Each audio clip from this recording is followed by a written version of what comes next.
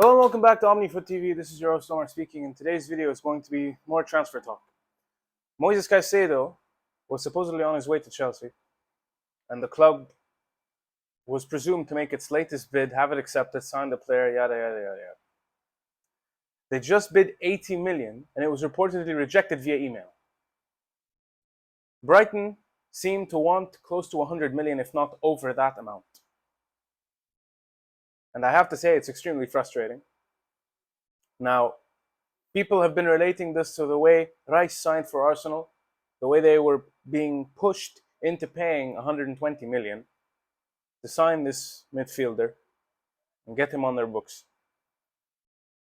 Granted, to give context, I made it no issue to share my thoughts on the whole Arsenal conundrum because they primarily don't handle their signings as well as they could in terms of the finances, in terms of spending on their players. They don't go in for the killer blow, spend the amount that is requested of them. They stall, which is ironically what Chelsea has done, but what Arsenal do has bordered on stinginess more than it has on anything else. So this isn't in any way a double standard.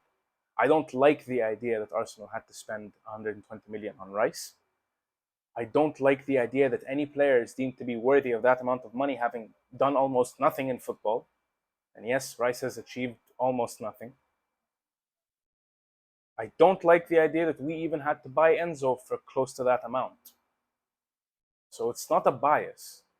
These prices are astronomical. They make next to no sense. It's one thing to realize that this club wants a certain amount for a player, and for you to be the kind of club that actually shows up when it's required. But when you have a reputation to stall and drag deals on and on and on and make it look like you're not going to buy that player and then pull out of the deal, it's a completely different thing than trying to stall in order to negotiate a better deal to buy the player that you need, get him on your wage books, and spend an amount of money that doesn't get you bankrupt in any sense. We have been after this one player since the transfer window opened. He's made it clear that he wants to move to Chelsea. It's been plastered everywhere. The fans want him. He wants to make the move. He's pushing the club to get the move going.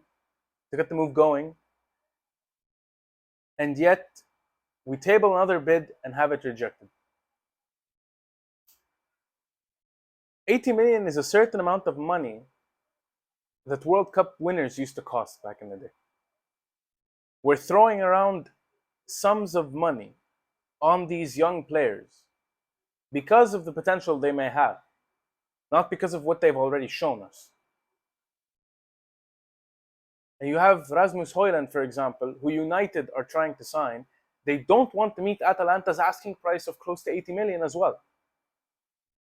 Something is deeply wrong in this transfer market.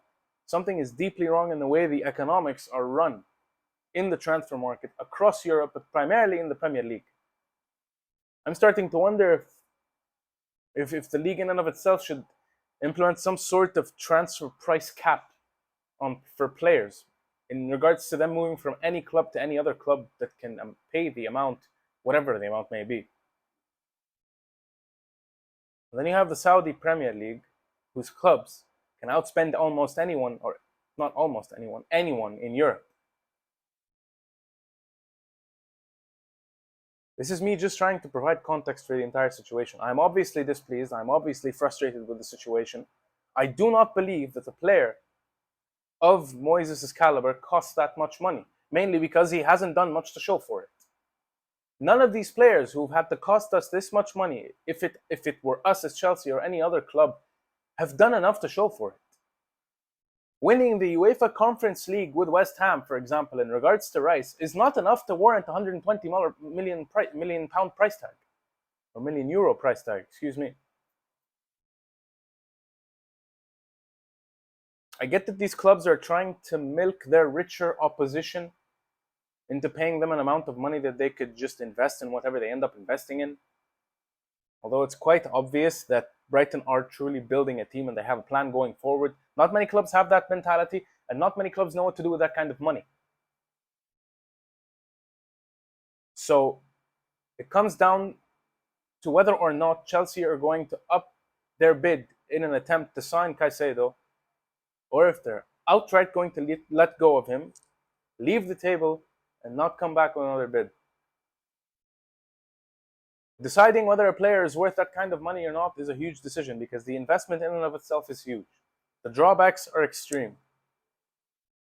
You don't make that kind of decision if you're not entirely sure of it. I mean, I think back in the day, Cristiano Ronaldo cost Madrid 90 million.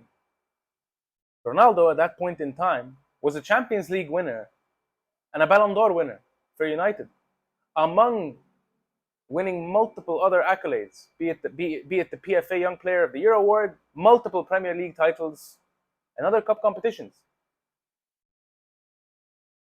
Players who used to command that sum of money, they did it by setting a certain standard before their market price went up. Nowadays, it seems as though anyone can have that price tag slapped onto their head. Players are now looked at more so as commodities than they used to be, even if they haven't fulfilled anything. And that's going to shape the transfer market negatively going forward.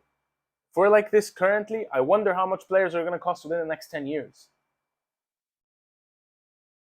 And that's all I have to say on the matter. If you agree with what I think, with the statements that I've said, or if you disagree, the comments section is open below.